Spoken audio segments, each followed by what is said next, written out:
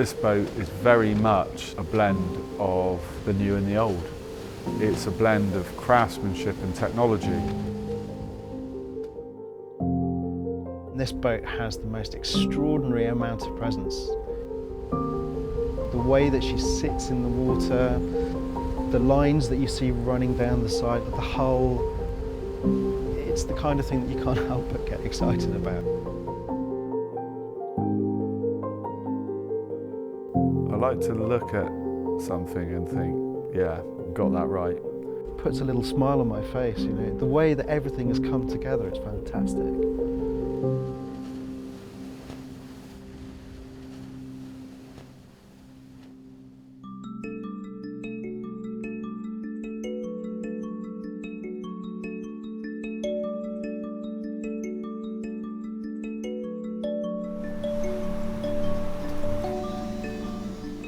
So the build process for the Titian Tender, we start off upside down with frames on a jig. Okay, now I need to just pull these around nice and easy.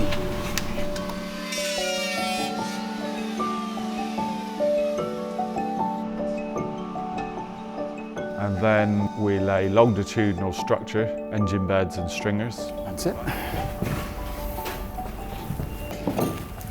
Okay. Now our stringers run from the bow to the stern and they wrap around the whole boat, and that's when we can really start to see the shape. Go back to you a bit here. So this one is fitted, so just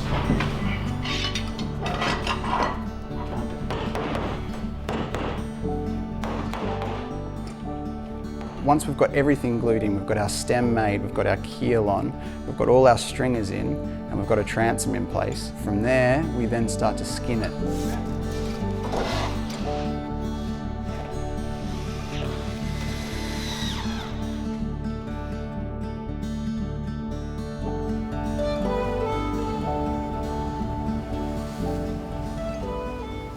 With the Titian Tender, it's all about wood and grain. Materials have come from all over the world. It's personally selected, only the best of the best. The hull is veneered in teak, and when I say veneered, in actual fact they're teak planks. They're about 3 millimeters thick. It's just like planking a traditional boat basically, because each veneer is shaped individually all the way through. It's an ever-changing shape, and each one is slightly different to the one below it and slightly different to the one above it. Skilled craftsmen cut it with a saw and plane it with a plane until it fits perfectly. The end result is they all fit together in the side of the hull and they all look even, true and straight. I think on a project like this, there's a lot of the woodwork that just cannot be done by machine. It all has to be still done by people, by hand. And I think that gives it a certain feel that you wouldn't get if the whole thing was created by a machine. Just trying to get it on nice and even. Alright, come number one. I think when you're building a boat, it's amazing how much you end up putting into it and how much of your time and attention it takes. Alright. This project is very much defined by individuals, individual involvement. The whole thing is completely bespoke. Our boats tend to be more unique because they're made by people. We know we're working for someone who has a very high expectation and wants a very high-end product, so I think that's the energy we put into it and that's the finish we're trying to attain all the time.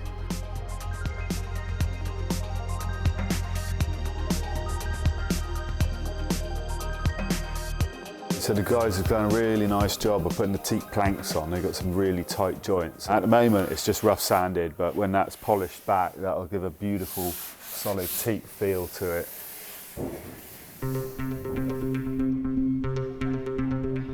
We build the boat upside down because it creates a larger surface for the boat to sit on. So it's not sitting on its point the whole time. Once you've finished your hull construction, you can then lift it up, you can turn it around, and you can sit it on supports. Turning over the boat is an interesting process. We take the hull outside, upside down, and rotate the boat. There's always an element of stress to it. I think it's a big thing. There's always a lot of work that's gone into this project, and you are just picking it up in the air and rolling it over. What's interesting is seeing it for the first time the right way up.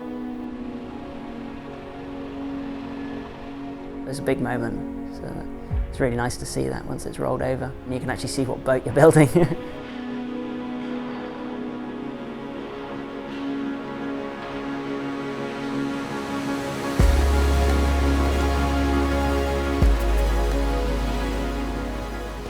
The original sketch proposals that we'd seen from Reverend Whiteley Dixon were phenomenal. When I first started talking to Dave Cockwell about this, we started talking about revers and Chris Crafts, and then we jumped onto sort of 50s American muscle cars, this kind of thing. And I'm pleased to say that she's none of those. She's something completely unique, and she will go on to be a design classic. You go to a show like Monaco and you see hundreds of plastic boats, and they all look like identikit boats really. And what we had with this was something that was a modern design.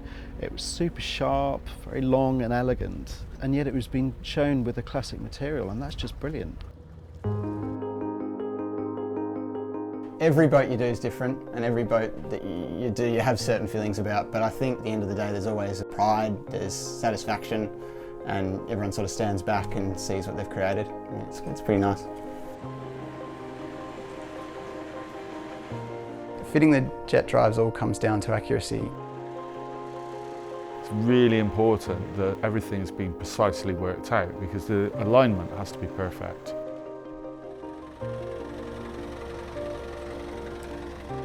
It's often working out things like the exhaust and the drivetrain, those little details of how everything goes together that's actually more problematic than just fitting the engine. It's sort of a process of lifting them into an area that we have pre-made exactly for them.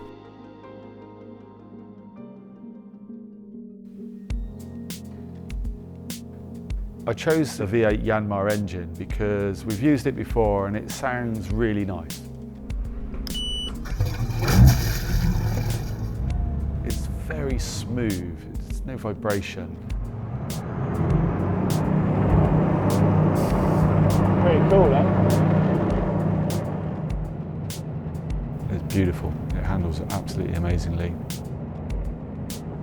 Anything you want to do, she does it.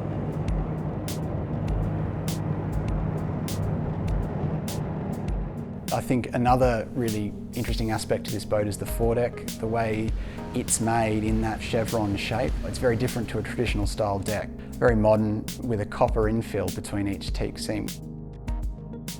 In the beginning when we came up with the whole copper concept, I just thought this is going to be amazing.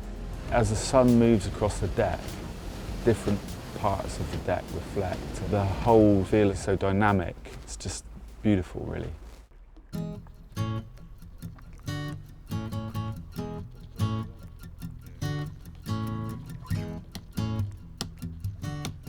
The stem fitting is a really interesting part of the boat because it is one of those things where form and function have to work together. It's a focal point of the boat, it's a key part of the design, and we really didn't want to have an ugly bow roller with an anchor sticking out the front. So we had to come up with a way of making it almost a piece of deck jewellery. This was obviously something we couldn't just buy off the shelf, so we had to 3D model it and therefore go down the route of 3D printing a mould which could be cast. When the stem fitting comes back from the investment casting company, it's straight out of the cast finish, so it's sort of dull, rough finish. And in order to get that mirror polish, you start off with a coarse grit and you work your way through the grit until you're basically polishing with a very, very fine abrasive.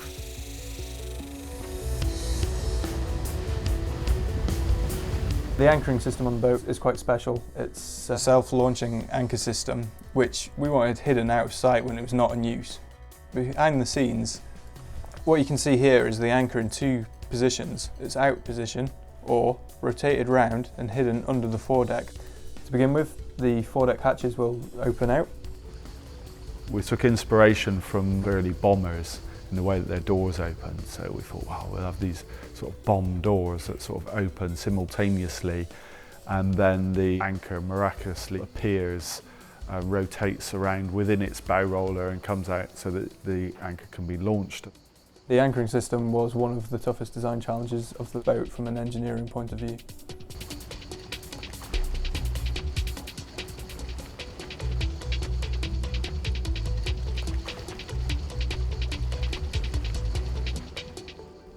When you look at the boat from a distance, its general presence and its stance is very striking, and you can tell it's a special boat.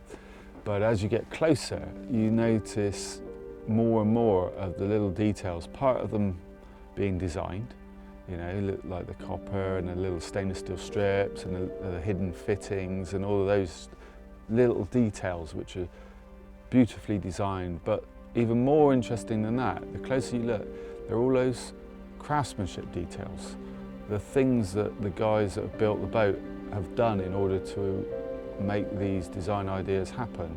You know, how the grain of the wood is being selected and which way it goes and how it's all been joined together. Because you know, it's not a mass-produced boat, each little detail has to be made by hand by a person. And I think that's probably the most striking thing about the boat. The more you look at it, the more you see. We made a conscious decision to have the whole boat varnished. But then we thought, well, we won't have it gloss varnished like everybody else. We'll do a satin finish, so we're going for a more natural wood look. Shane, the head painter, has been with me for many, many years, and I rate him as one of the best painters there is. They just need a top coat now. That can be done today. The key factor really is what we call the wet edge. And the way to keep a good wet edge is to work as a team. So one person will put the product on and the second person will follow behind, smoothing it. And this means that the wet edge is kept wet all of the time. There you go. Yeah, it's looking good. Nice one. There you go. The lines of the original Redmond Welling Dixon concept are very pure and simple, and we didn't want to interrupt those, so all the fittings on the side decks are all flush, and we've got pop-up cleats, which, when required, will pull up for use. We designed the space to be as sociable as possible for the client and her friends. She stated that she enjoyed taking them out and she wanted a place where they could sit and chat, so we got some additional seating so that everyone could face each other. The whole thing about having a custom built boat is you can have what you want in the way that you want it, whatever colour, whatever feel, it's yours. Nobody else has got one. Nobody's got anything like it.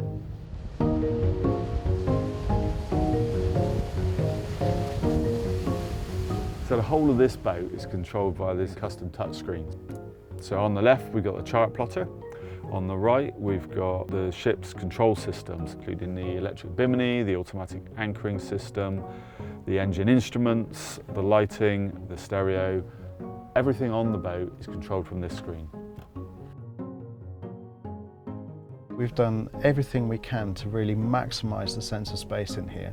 We've got these teak vertical slats. It's a direct influence from architecture. Obviously it stretches everything, makes the ceiling feel higher. Also it hides these nifty little hooks. The seating area, this is loosely based on a Conran sofa. The backrest is quite low and the cushion is quite deep, and that's quite a contemporary, modern proportion for seating.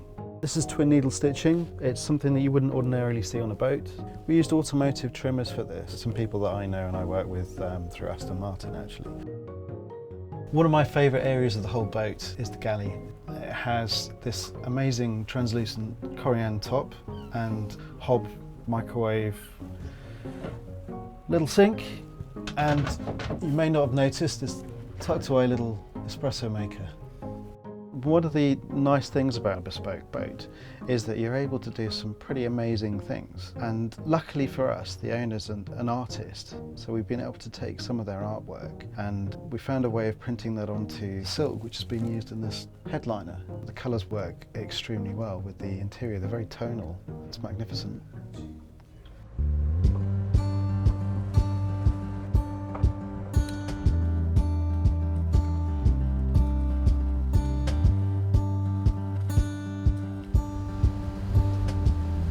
It's been amazing having this boat here in Falmouth, and it's been a real eye-catching, show-stopping piece of work for us, and I've enjoyed driving her around very much, putting her through her paces.